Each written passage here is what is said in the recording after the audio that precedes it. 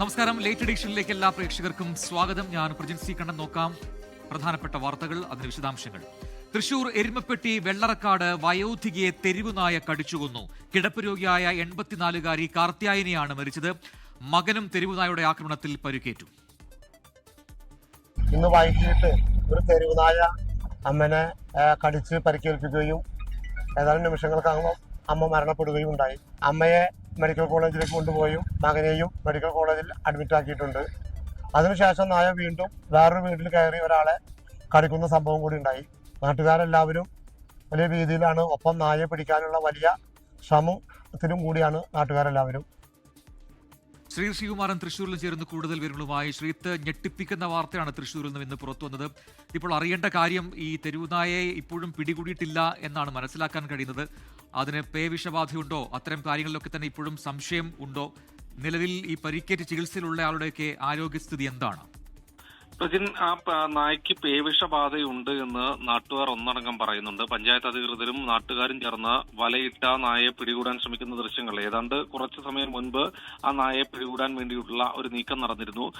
തൊട്ടു മുൻപ് തന്നെയാണ് ആ നായ രക്ഷപ്പെട്ട് പോയിട്ടുള്ളത്. പ്രദേശത്തെ ചില ആളുകളെയും വളർത്തു നായ്ക്കളെയും അടക്കം കടിച്ചിട്ടുണ്ട്. നമ്മൾ ആ ദൃശ്യങ്ങളിൽ കാണുന്ന ആദ്യഘട്ടത്തിൽ മറ്റു ചില മാധ്യമങ്ങൾ റിപ്പോർട്ട് ചെയ്തതുപോലെ ഈ നായയെ പിടികൂടി എന്നായിരുന്നു ആ വാർത്ത. എന്നാൽ അത് തെറ്റാണ് എന്ന് അവിടുന്ന് നമ്മുടെ പ്രാദേശിക പ്രതിനിധി റഷീദ് തന്നെ അറിയിക്കുന്നുണ്ട്. ഇപ്പോൾ കെട്ടിയിട്ടിരിക്കുന്ന നായ്ക്കൾ കടി കൊണ്ട നായ്ക്കളാണ്. ഈ അമ്മയെ കടിച്ച് കൊന്ന നായ്ക്കളാണ്. 6 മണിയോടുകൂടിയാണ് ഈ ഒരു സംഭവം നടക്കുന്നത് എന്നാണ് മനസ്സിലാക്കുന്നത്. ഈ വീട്ടിൽ കിടപ്പ് രോഗിയാണ് കാർത്തിയാനി എന്ന 84 വയസ്സുകാരി. ഈ വീട്ടിൽ ഈ അമ്മയെ കൂടാതെ മറ്റ് 2 മക്കളാണ് താമസിക്കുന്നത്. ഇതിലൊരാൾക്ക് മാനസികാസ്വാസ്ഥ്യമുണ്ട്. ദേവദാസ് എന്നാണ് 60 വയസ്സുകാരനായ അദ്ദേഹത്തിന്റെ പേര്. എന്തായാലും 6 മണിയോടുകൂടി ഈ മണി എന്ന അമ്മയുടെ 2ാമത്തെ മകൻ ഈ പ്രദേശത്ത് എത്തിയിരുന്നു. അമ്മയ്ക്ക് ഭക്ഷണം വാങ്ങാൻ വേണ്ടി പുറത്തു പോയതായിരുന്നു. 6 മണിക്ക് പുറത്തുപോയി 6:30 മണിയോടുകൂടി തിരിച്ച് വരുന്നതിനിടെയാണ് ഇത്തരത്തിൽ രക്തത്തിൽ കുളിച്ച് കാർത്തിയാനി എന്ന 84 വയസ്സുകാരിയായ അമ്മയെ അവർ കാണുന്നത്. എന്തായാലും അതിനുശേഷം തൊട്ടടുത്ത് തന്നെ ക്രൂരമായ രീതിയിൽ കടിയേറ്റ നിലയിൽ സഹോദരനെയും കാണുകയായിരുന്നു. ദേവദാസ് എന്നാണ് അദ്ദേഹത്തിന്റെ പേര്. 60 വയസ്സാണ് അദ്ദേഹത്തിന്റെ പ്രായം. എന്തായാലും അപ്പോൾ തന്നെ നാട്ടുകാരെയും പ്രദേശത്തെ ബന്ധുക്കളെയും ഒക്കെ വിവരം അറിയിക്കുകയായിരുന്നു. ആദ്യഘട്ടത്തിൽ ഒരു ഒറ്റപ്പെട്ട വീടാണ് എന്നായിരുന്നു പറഞ്ഞത്. പക്ഷേ ഒറ്റപ്പെട്ട വീടല്ല, അതിദാരുണമായ സംഭവമാണ്. കടി ഏറ്റ് അമ്മ മരിച്ചു കിടക്കുന്നു. ശേഷം മകനെ ആശുപത്രിയിൽ എത്തിച്ചിട്ടുണ്ട്. മൃതദേഹം ഇപ്പോൾ ഉള്ളത് തൃശൂർ മെഡിക്കൽ കോളേജ് ആശുപത്രി മോർച്ചറിയിലാണ്. ശ്രീകുമാറിനാണ് തൃശൂരിൽ നിന്ന് വിശദാംശങ്ങൾ നൽകിയത്. തിരുവനന്തപുരം വാമനപുരത്തെ 1.5 വയസ്സുകാരുടെ മരണത്തിൽ കുറ്റം സമ്മതിച്ച് മാതാവ്. മകളെ കഴുത്ത് ഞെരിച്ച് കൊന്നതെന്ന് അമ്മ അശ്വതി മൊഴി നൽകി. പോസ്റ്റ്മോർട്ടം റിപ്പോർട്ടിന് ശേഷം തുടർ നടപടി ഉണ്ടാകുമെന്ന് പോലീസ് അറിയിച്ചു. ഇന്ന് വൈകിട്ടോടെയാണ് അശ്വതി സുഭാഷ് ദമ്പതികളുടെ മകൾ പവിത്രയെ വീട്ടിൽ മരിച്ച നിലയിൽ കണ്ടെത്തിയത്. അശ്വതിക്ക് വിഷാദ രോഗലക്ഷണങ്ങൾ ഉണ്ടായിരുന്നുവെന്ന് ബന്ധുക്കൾ പറയുന്നു. സംസ്ഥാനത്തെ പാചകവാതക ക്ഷാമം നേരിടാൻ നടപടിയുമായി സർക്കാർ. സിലിണ്ടറുകളുടെ വിതരണത്തിൽ മുൻഗണനാക്രമം നിശ്ചയിക്കും. മുഖ്യമന്ത്രിയുടെ അധ്യക്ഷതയിൽ ചേർന്ന അവലോകന യോഗത്തിലാണ് തീരുമാനം. സംസ്ഥാനത്തെ 50% ഹോട്ടലുകളെയാണ് പാചകവാതക ക്ഷാമം നിലവിൽ ഗുരുതരമായി ബാധിച്ചിരിക്കുന്നത്. പാചകവാതക ക്ഷാമം നേരിടാൻ വിതരണത്തിൽ മുൻഗണനാക്രമം നിശ്ചയിക്കാനാണ് സംസ്ഥാന സർക്കാരിന്റെ തീരുമാനം. ആശുപത്രികൾ, സ്കൂളുകൾ എന്നിവയ്ക്ക് പ്രഥമ പരിഗണന നൽകും. സംസ്ഥാനത്തിന് അനുവദിച്ച ഗാർഹികേതര ഗ്യാസ് സിലിണ്ടറുകളുടെ പരിധി ഉയർത്താൻ കേന്ദ്ര സർക്കാരിനോട് ആവശ്യപ്പെടാനും തീരുമാനമായിട്ടുണ്ട്. നിലവിൽ കേരളത്തിലെ പകുതിയോളം ഹോട്ടലുകൾ ഗുരുതര ഭീഷണിയിലെന്നാണ് കണക്കുകൾ. പല ഹോട്ടലുകളും സിലിണ്ടർ സ്റ്റോക്ക് കഴിഞ്ഞതോടെ അടച്ചു. നാളെയോടെ സ്ഥിതി കൂടുതൽ വഷളാകും. ഈ ഒരു അവസ്ഥയിലേക്ക് പോവുകയാണെങ്കിൽ പാചകവാതക ക്ഷാമം വലിയ രീതിയിൽ തന്നെ ജനങ്ങളെ ബാധിക്കും എന്നുള്ള കാര്യത്തിൽ സംശയമില്ല. തിരുവനന്തപുരം മെഡിക്കൽ കോളേജ് ക്യാന്റീനിൽ ഭക്ഷണ മെനു വെട്ടിക്കുറച്ചു. കൊച്ചി നഗരത്തിലെ ഹോസ്റ്റലുകളിൽ നിന്ന് ആളുകൾ ഒഴിഞ്ഞു തുടങ്ങി. കേരളത്തിലെ കാറ്ററിംഗ് മേഖല അടച്ചുപൂട്ടലിലേക്കെന്നും സർക്കാർ ഇടപെടണമെന്നും ഓൾ കേരള കാറ്ററേഴ്സ് അസോസിയേഷൻ. വിവിധ ജില്ലകളിലെ പൊതുശ്മശാനങ്ങളെയും ക്ഷാമം കാര്യമായി ബാധിച്ചു തുടങ്ങി. 2 ചൂളയുള്ളതിൽ 1 ചൂള ആയിരുന്നു പ്രവർത്തനക്ഷമമായിരുന്നില്ല. അത് ഇപ്പം പ്രവർത്തനക്ഷമമല്ല. ഇലക്ട്രിക് ശ്മശാനവും ഇപ്പോൾ പ്രവർത്തനക്ഷമമല്ല.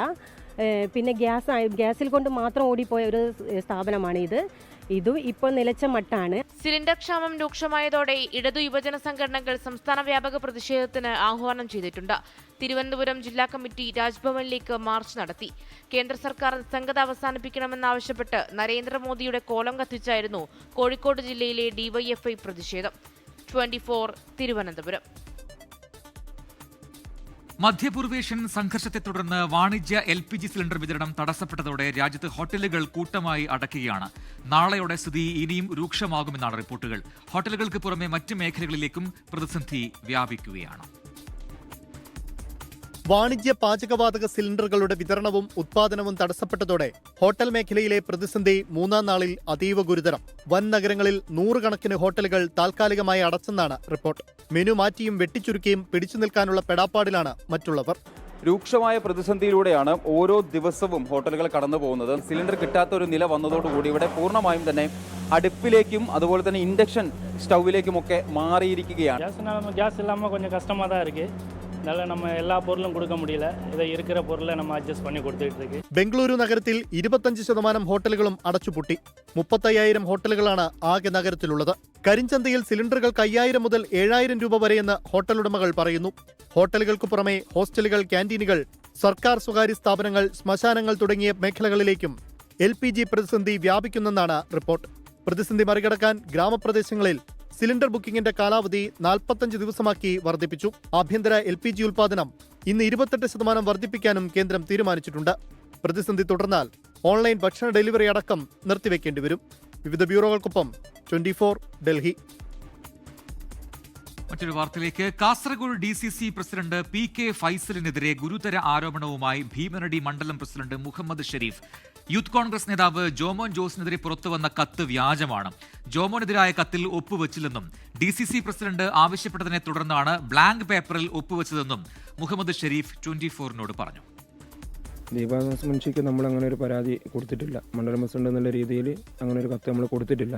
നമ്മൾ ഒപ്പ് ആവശ്യപ്പെട്ടിരുന്നു. ഒപ്പ് ആവശ്യപ്പെട്ടത് കേരള കോൺഗ്രസിൻ്റെ കയ്യിലുള്ള തൃക്കരിപ്പൂർ മണ്ഡലം നമുക്ക് പാർട്ടിക്ക് ഏറ്റെടുക്കണം എന്നുള്ള രീതിയിൽ അഭിപ്രായം ഉണ്ടായിരുന്നു. ആ അഭിപ്രായം സ്വരൂപിച്ച് ACCക്കും അതേപോലെ പ്രതിപക്ഷ നേതാവിനടക്കമുള്ള എല്ലാ ആളുകൾക്കും ആവശ്യപ്പെടാൻ വേണ്ടിയിട്ട് എല്ലാ മണ്ഡലം പ്രസിഡന്റും അറിയുന്ന ഒപ്പ് ശേഖരിച്ചിട്ടുണ്ട്. ആരോ ഒപ്പ് ശേഖരിക്കും? DCC പ്രസിഡന്റ് തന്നെ ശേഖരിച്ചാണ്. നമ്മൾ കൊടുത്തത് പേപ്പറിൽ ഒപ്പിട്ട് കൊടുത്തതാണ്. വെറും ബ്ലാങ്ക് പേപ്പറാണ്. അതെ. അത് ഒരു കത്തിന് വേണ്ടി നമ്മൾ ഒപ്പിട്ട് കൊടുത്തിട്ടുണ്ട്. അതിന് എങ്ങനെയാണ് ബാക്കി ചെയ്തെന്നുള്ളത് ബാക്കിയുള്ള ദിവസങ്ങളിലത് അറിയാൻ പറ്റും. എന്താണെന്ന് വിഷയം നടന്നിട്ടുള്ളത് നമുക്കിപ്പോൾ അതിൻ്റെ ക്ലാരിഫിക്കേഷൻ ഇല്ല. അത് വന്നു കഴിഞ്ഞാൽ നമുക്ക് എന്താണെന്ന് വെച്ചാൽ പറയാൻ വേണ്ടി പറ്റും. അരുൺ പാറയ്ക്കൽ കാസർഗോഡ് നിന്ന് ചേരുന്നു കൂടുതൽ വിവരങ്ങളുമായി. അരുൺ, നിയമസഭാ തെരഞ്ഞെടുപ്പ് അടുത്തിരിക്കെ ഈ രീതിയിൽ കാസർഗോഡിലെ കോൺഗ്രസിൽ എന്താണ് ഇപ്പോൾ പുതിയ ഈ തർക്ക വിഷയം? DCC പ്രസിഡന്റിനെതിരെയാണല്ലോ ഇപ്പോൾ ഈ മുഹമ്മദ് ഷെരീഫ് എന്ന നേതാവ് രംഗത്തെത്തിയിരിക്കുന്നത്. തൃക്കരിപ്പൂർ സീറ്റ് കേരള കോൺഗ്രസ് ജോസഫ് വിഭാഗത്തിന്റെ കൈവശമുള്ള തൃക്കരിപ്പൂർ സീറ്റിനെ ചൊല്ലി നിലവിൽ തന്നെ UDFൽ തർക്കം നടക്കുന്നുണ്ട്.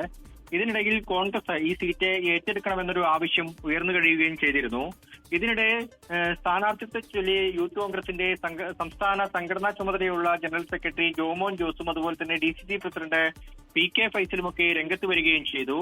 ഇന്ന് രാവിലെ ഒരു കത്ത് DCC പ്രസിഡന്റ് നൽകിയ ഒരു കത്ത് അത് പുറത്തു വന്നു. അതിൽ പറയുന്നത് ഈ തൃക്കരിപ്പൂർ മണ്ഡലത്തിലെ 10 കോൺഗ്രസിന്റെ മണ്ഡലം പ്രസിഡന്റുമാർ ഒപ്പുവെച്ച കത്താണ്.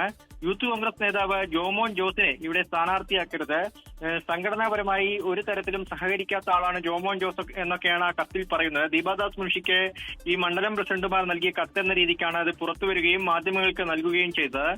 ആ മണ്ഡലം പ്രസിഡന്റുമാരെ വിളിച്ചപ്പോഴാണ് അതിലെ യാഥാർത്ഥ്യം മനസ്സിലാവുന്നത്. അവരാരും തന്നെ ആ കത്തിൽ ഒപ്പിട്ടിട്ടില്ല എന്ന കാര്യമാണ് ഇവർ തുറന്നു പറയുന്നത്. ബ്ലാങ്ക് പേപ്പറിൽ 4 ദിവസം മുൻപ് ബ്ലാങ്ക് പേപ്പറിൽ ഒപ്പ് ആവശ്യപ്പെട്ട് DCC പ്രസിഡന്റ് സമീപിച്ചിരുന്നു. അതിൽ പറഞ്ഞിരുന്നത് ഈ കേരള കോൺഗ്രസിന്റെ കൈവശമുള്ള തൃക്കരിപ്പൂർ മണ്ഡലം കോൺഗ്രസ് ഏറ്റെടുക്കണമെന്ന് കാണിച്ച് കത്ത് നൽകാനുള്ള കത്താണ് എന്നായിരുന്നു DCC പ്രസിഡന്റ് ഈ മണ്ഡലം പ്രസിഡന്റുമാരെയൊക്കെ തന്നെ അറിയിച്ചിരുന്നത്. ഇതിന്റെ അടിസ്ഥാനത്തിൽ ബ്ലാങ്ക് പേപ്പറിൽ DCC പ്രസിഡന്റിനെ ഒപ്പിട്ട് നൽകിയെന്ന് മണ്ഡലം പ്രസിഡന്റുമാർ സമ്മതിക്കുന്നുണ്ട്. പക്ഷെ നിലവിൽ 4 കത്ത് കാസർഗോഡ് ജില്ലയിൽ നിന്ന് പോയിട്ടുണ്ട്. അതൊന്ന് പ്രതിപക്ഷ നേതാവ് VD സതീശനാണ്, മറ്റൊന്ന് KPCC അധ്യക്ഷൻ സണ്ണി ജോസഫിനും KC വേണുഗോപാലും ദീപാദാസ് മുൻഷിക്കുമാണ്. ഈ കത്തിലുള്ള ഒപ്പ് അത് എങ്ങനെ വന്നു എന്ന കാര്യത്തിൽ ഇപ്പോഴും ഒരു വ്യക്തതയില്ല. അത് ഈ ബ്ലാങ്ക് പേപ്പറിലെ ഒപ്പ് DCC പ്രസിഡന്റ് മാറ്റി കത്ത് നൽകി എന്നാണ് ഇപ്പോൾ ഈ മണ്ഡലം പ്രസിഡന്റുമാരൊക്കെ ആരോപിക്കുന്നത്. പ്രജിൻ, ശരി. അരുൺ പാറയ്ക്കലാണ് കാസർഗോഡ് നിന്ന് വിശദാംശങ്ങൾ നൽകിയത്.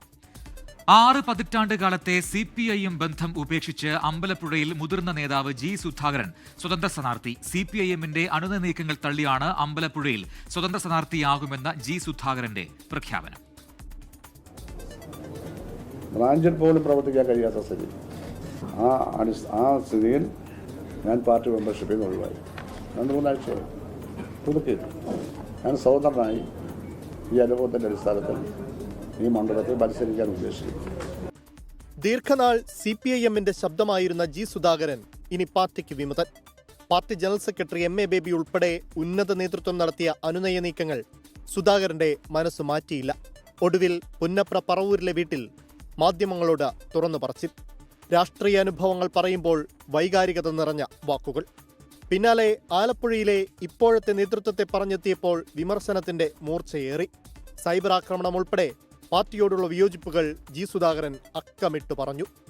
ഈ സൈബർ ആക്രമണങ്ങളെ സംബന്ധിച്ച് പാർട്ടി അതിന് സജിൻ ചെറിയാനോട് സൈബറിനെ പറ്റി പറഞ്ഞിട്ട് എന്താ കാര്യം? അദ്ദേഹം തന്നെ സൈബറല്ലേ? പ്രചാരണത്തിൽ സർക്കാരിനെതിരെ ഒന്നും പറയില്ലെന്ന് ജി സുധാകരൻ.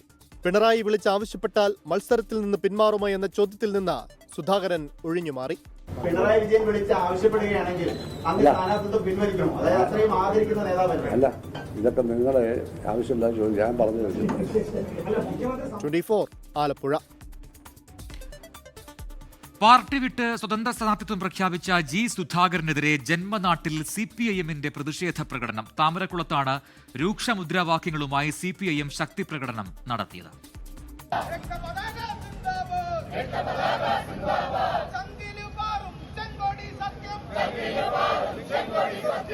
ജി സുധാകരന്റെ ജന്മനാടായ താമരക്കുളത്താണ് നൂറുകണക്കിന് CPIM പ്രവർത്തകർ രാത്രി തെരുവിലിറങ്ങിയത്. ഇന്നലെ വരെ സഖാവ് ജി സുധാകരൻ, ഇന്ന് വലതന്മാരുടെ എച്ചില് നക്കി സുധാകരൻ. മുദ്രാവാക്യങ്ങൾ അതിരൂക്ഷം.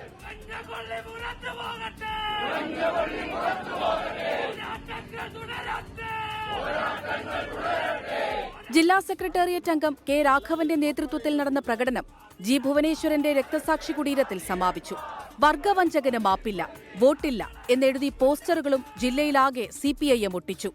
അതിരുവിട്ട പ്രതിഷേധം വേണ്ട എന്നാണ് സംസ്ഥാന നേതൃത്വത്തിന്റെ നിർദ്ദേശമെങ്കിലും സുധാകരനെതിരെ കടുത്താമർശമാണ് CPIM അണികൾക്കിടയിൽ. തൊഴിലാളി വർഗം സാമ്രാജ്യത്വവുമായി ഏറ്റുമുട്ടിയ മണ്ണാണ്. ആ മണ്ണിൽ പാർട്ടിയെ ചതിക്കുന്നത് വർഗവഞ്ചന തന്നെയാണ്.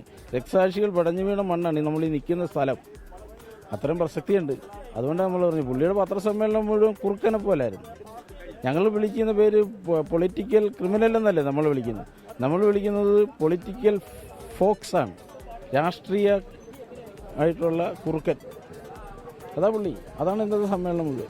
പാർട്ടി വിട്ട് ഒരാളും ജി സുധാകരനൊപ്പം പോകില്ല എന്ന ആത്മവിശ്വാസം നേതാക്കൾ പ്രകടിപ്പിക്കുന്നുണ്ടെങ്കിലും ഒരു വിഭാഗം സുധാകരൻ അനുകൂലികൾ CPIMലുണ്ട്. ഇവരുടെ കൊഴിഞ്ഞുപോക്ക് തടയാനുള്ള ശ്രമങ്ങളും പാർട്ടി ആരംഭിച്ചു. യഥാർത്ഥത്തിൽ പാർട്ടിയെയും LDFനെയും ദുർബലപ്പെടുത്തുന്ന നിലപാടാണ്.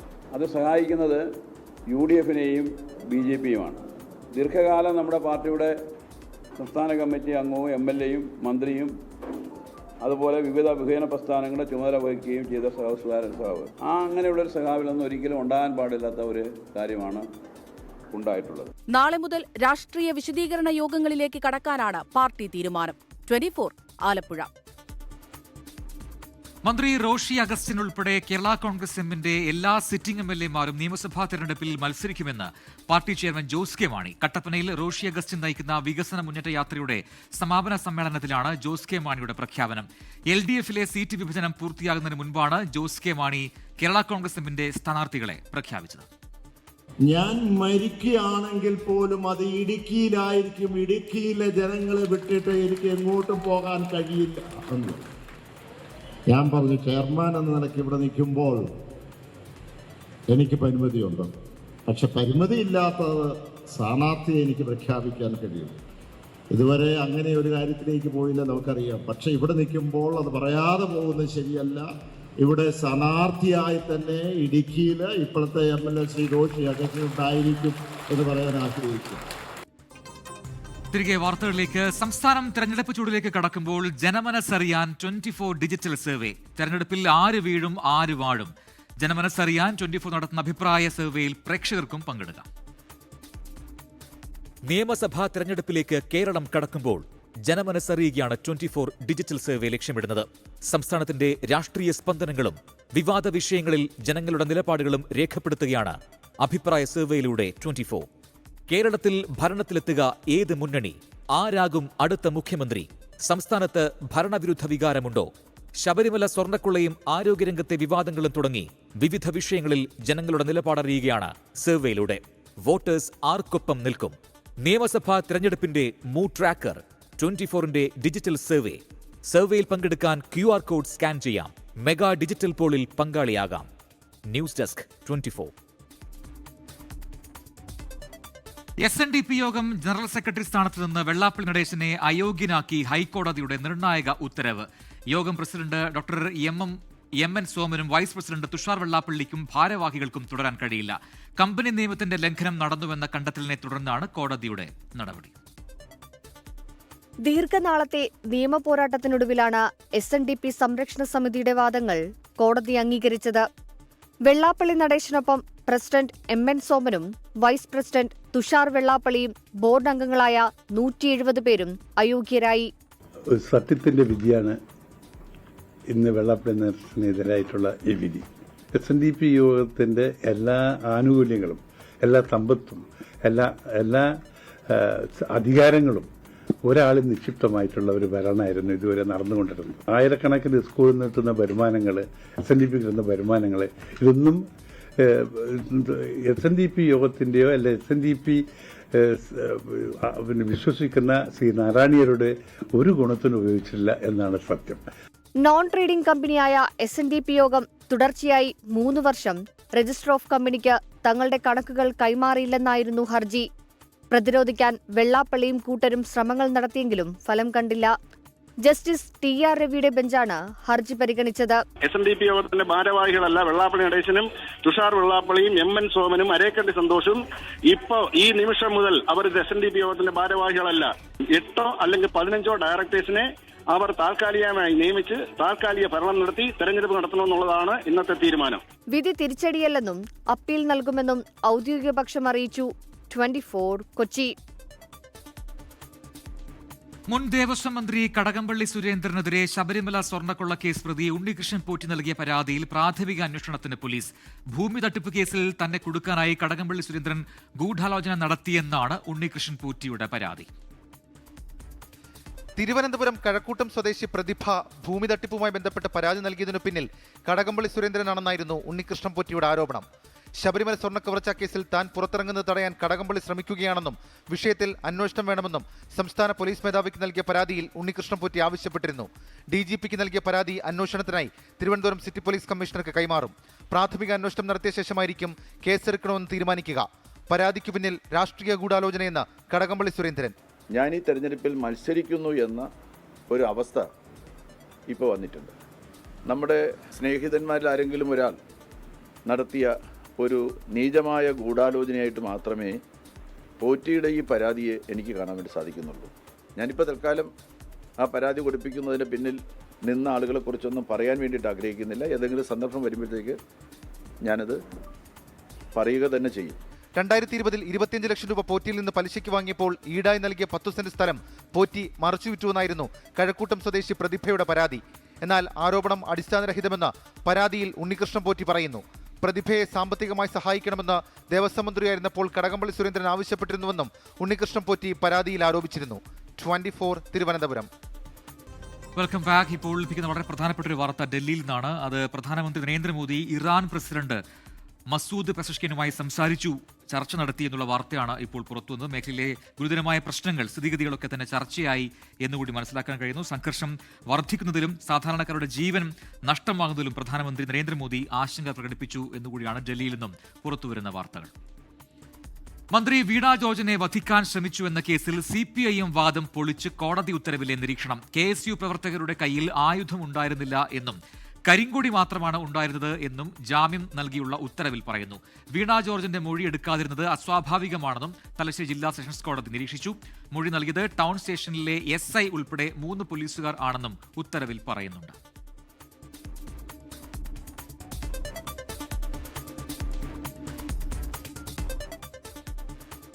എക്സ്ക്ലൂസീവ്. നിയമസഭാ തെരഞ്ഞെടുപ്പിൽ പകുതിയോളം സ്ഥാനാർത്ഥികളെ തീരുമാനിച്ച മുസ്ലിം ലീഗ്. ബാക്കി സീറ്റുകളുടെ കാര്യത്തിൽ ചർച്ചകൾ അന്തിമഘട്ടത്തിലാണ്. ഇതിനിടെ പെരിന്തൽമണ്ണയിലും കൊണ്ടോട്ടിയിലും ലീഗ് സിറ്റിംഗ് MLA-മാർ മത്സരിക്കുന്നതിനെതിരെ പോസ്റ്റർ പ്രത്യക്ഷപ്പെട്ടു.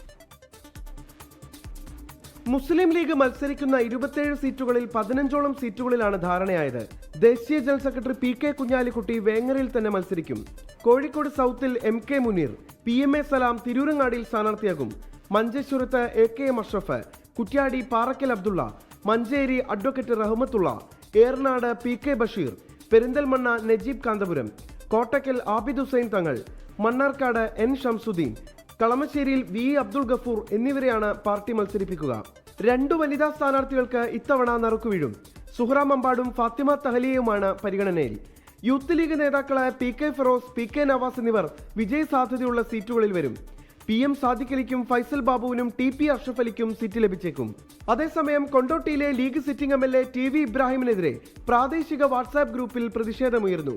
പെരിന്തൽമണ്ണയിൽ നജീബ് കാന്തപുരത്തിനെതിരെ പോസ്റ്റർ പ്രത്യക്ഷപ്പെട്ടു. നിഖിൽ പ്രമേഷ്, 24 മലപ്പുറം. ഇന്ത്യയിലെ പ്രമുഖ ഇലക്ട്രോണിക്സ് ഡാൻസ് മ്യൂസിക് ഫെസ്റ്റിവലായ സൺബേൺ കോഴിക്കോട് ലുലു മാളിൽ ഏപ്രിൽ 12 നടക്കും. പരിപാടിയുടെ പോസ്റ്റർ പ്രകാശനം മന്ത്രി PA മുഹമ്മദ് റിയാസ് നിർവഹിച്ചു. ലോകത്തിലെ മ്യൂസിക് ഫെസ്റ്റിവലിൽ 8ാം സ്ഥാനത്തും ഏഷ്യയിലെ നമ്പർ 1 മ്യൂസിക് ഫെസ്റ്റിവലുമായ സൺബേൺ ഡൽഹി, മുംബൈ, ഗോവ പോലെയുള്ള നഗരങ്ങളിലാണ് മുൻപ് അരങ്ങേറിയിട്ടുള്ളത്.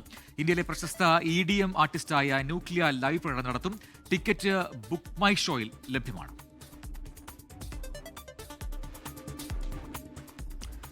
എഡിഷൻ പൂർത്തിയാവുന്നു.